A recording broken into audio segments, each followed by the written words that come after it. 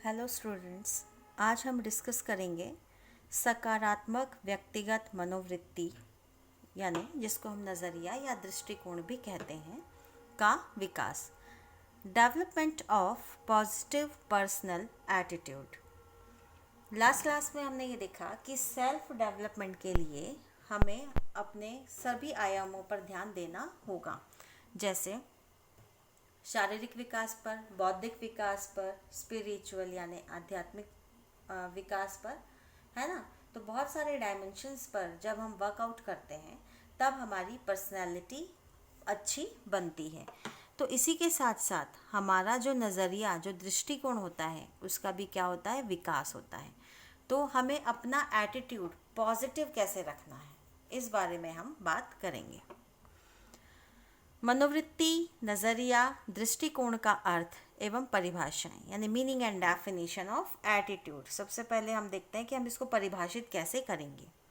मनोवृत्ति, दृष्टिकोण, नज़रिया से अभिप्राय किसी एक व्यक्ति, समूह, वस्तु या विचार के विश्लेषण करने की एक मानसिक प्रक्रिया से है।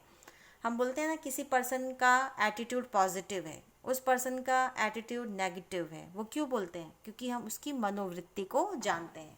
मनोवृत्ति मतलब मन की बात, कि वो किसी भी चीज़ का जब एनालिसिस करता है तो कोई पर्सन उसी चीज़ में पॉजिटिविटी देखता है और कोई पर्सन उसी परिस्थिति में नेगेटिविटी देखता है। तो जब एक स्थिति, परिस्थिति, वस्तु, व्यक्ति या किसी का भी जब हम विश्लेषण करते हैं तो हमारे विचार ये डिसाइड करते हैं, उसका विश्लेषण करने का तरीका ये डिसाइड करता है कि हमारा एटीट्यूड पॉजिटिव है या फिर नेगेटिव है। अब देखते हैं कि मनोवृत्ति का एक व्यक्ति की पसंद, नापसंद एवं उसके व्यवहार के ऊपर अत्यंत प्रबल प्रभाव होता है। अर्थात दृष्टिकोण एक विषयागत, भावगत घटना है। एक व्यवसायी को स्वयं के व्यवसाय को सुचारू रूप से चलाने के लिए सकारात्मक मनोवृत्ति की आवश्यकता होती है। मतलब अब आप बिजनेस रन कर रहे हैं, उसमें बहुत सारी प्रॉब्लम्स आपको फेस करनी पड़ सकती हैं।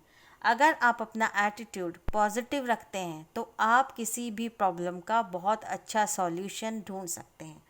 पर अगर आपकी मनोवृत्ति कैसी है, नेगेटिव है, तो आप कभी भी प्रॉब्लम के सॉल्यूशन तक नहीं पहुंच पाएंगे। आप हमेशा सिर्फ प्रॉब्लम के बारे में बात करते रह जाएंगे। आपने सुना होगा, जिन व्यक्तियों का एटीट्यूड पॉजिटिव होता है वो प्रॉब्लम के सॉल्यूशन पर डिस्कशन करते हैं, और जिनका एटीट्यूड नेगेटिव होता है वो हमेशा प्रॉब्लम को ही डिस्कस करते रह जाते हैं, उसके सॉल्यूशन तक नहीं पहुंचते हैं। अब इसमें हम बात करेंगे दृष्टिकोण के तत्व या संघटक, यानी क्या क्या कंपोनेंट्स होते हैं उनके एटीट्यूड के लिए। सबसे पहले मनोवृत्ति या दृष्टिकोण में निम्न 3 तत्व सम्मिलित होते हैं। सबसे पहला होता है ज्ञान तत्व यानी कॉग्निटिव कंपोनेंट।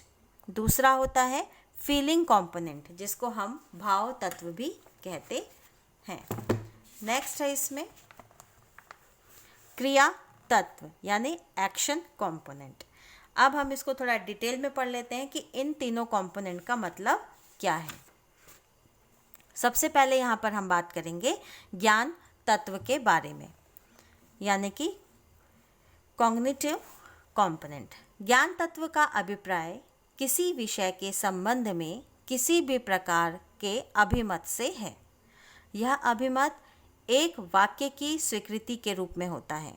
यदि आप किसी व्यक्ति, वस्तु, विचार के प्रति सकारात्मक मनोवृत्ति रखते हैं तो आपका अभिमत भी सकारात्मक होगा, और यदि आप किसी व्यक्ति, वस्तु, विचार के प्रति अपनी नकारात्मक मनोवृत्ति रखते हैं तो आपका अभिमत भी नकारात्मक होगा। उदाहरणार्थ, यदि एक उपभोक्ता का यह विचार है कि मांग में वृद्धि कीमत में कमी का कारण है तो उसकी मनोवृत्ति सकारात्मक होगी। मतलब वो ये बोल रहा है कि अगर आपके प्रोडक्ट की डिमांड बढ़ रही है तो इसका मतलब वो क्या है कि आपने प्राइस में क्या किया हुआ है, कमी की हुई है। तो ये उसकी क्या हुई, सकारात्मक मनोवृत्ति हुई। और वहीं वो ये कहता, आपका जो डिमांड हो रही है चीज़ों की, तो आप क्वांटिटी ज़्यादा दे रहे हैं बट क्वालिटी नहीं दे रहे हैं, लोग क्वांटिटी को देखकर खरीद रहे हैं ना कि क्वालिटी को, तो इसका मतलब उसका एटीट्यूड कैसा हुआ, नेगेटिव हुआ। नेक्स्ट है इसमें भाव तत्व यानी फीलिंग कंपोनेंट। भाव तत्व का अभिप्राय किसी विषय के प्रति अनुभव से है, यह दृष्टिकोण अत्यधिक महत्वपूर्ण अवयव है। इसका मतलब ये होता है कि जब आप किसी भी व्यक्ति, वस्तु या परिस्थिति में आप भाव तत्व को जोड़कर यानी फीलिंग कंपोनेंट को जोड़कर अगर सोच रहे हैं, समझ रहे हैं, तो उसमें आपका अनुभव काम आएगा। मतलब आप उसको अनुभाविक तौर पर समझ रहे हैं, उस परिस्थिति का विश्लेषण कर रहे हैं। और जब आप वहाँ पर अपना फीलिंग कंपोनेंट यूज़ करते हैं किसी भी चीज़ के विश्लेषण के लिए, तो आपका दृष्टिकोण अत्यधिक महत्वपूर्ण हो जाता है ना। नेक्स्ट है इसमें क्रिया तत्व, एक्शन कंपोनेंट। ठीक है, आपने उसमें ज्ञान तत्व मतलब आपने की नॉलेज भी आपने लगा दी, देन आपने उसको फीलिंग कंपोनेंट से भी सोचा। थर्ड है इसमें क्रिया यानी एक्शन। क्रिया तत्व का अभिप्राय किसी विषय के प्रति किसी राय या भाव के अनुसार कार्य करने की प्रवृत्ति से है। यह व्यक्ति के विश्वास व भाव को प्रतिबिंबित करता है। आपने सोच लिया, पर सोचकर उसको क्या करना होगा, जब तक आप उसको एक्शन फॉर्म में नहीं लाएंगे तब तक आपका कार्य पूरा नहीं होगा।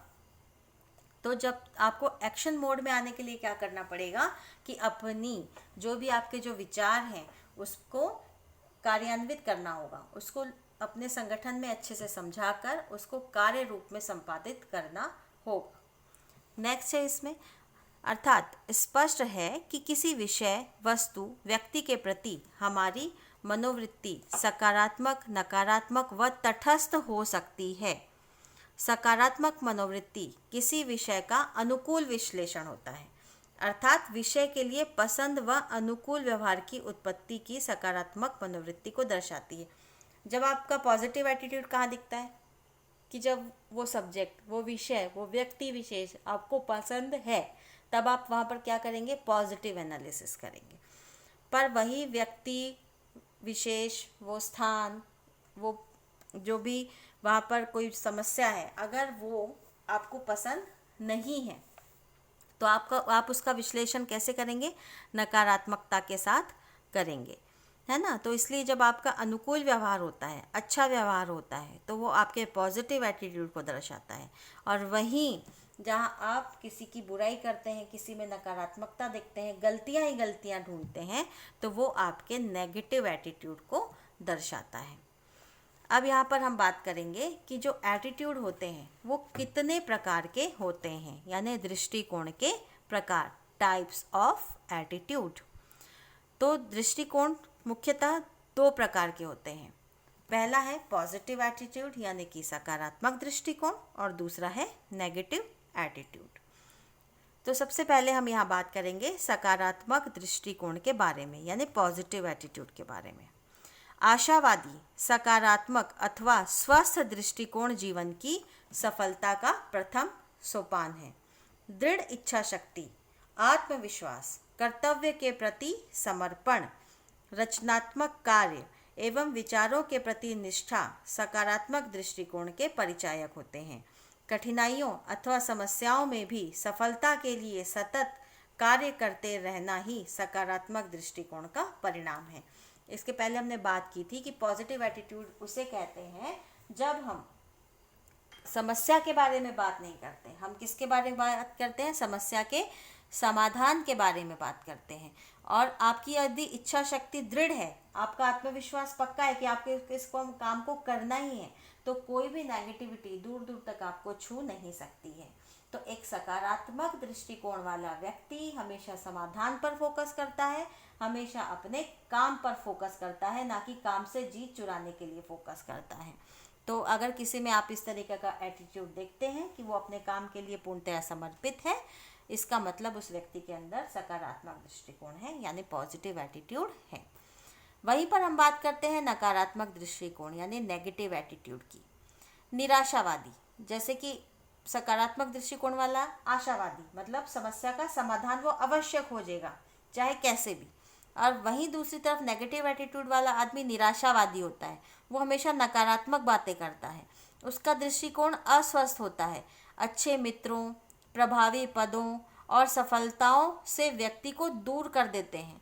कार्यों के प्रति अनिच्छा, मतलब उसका कार्य में मन नहीं लगता।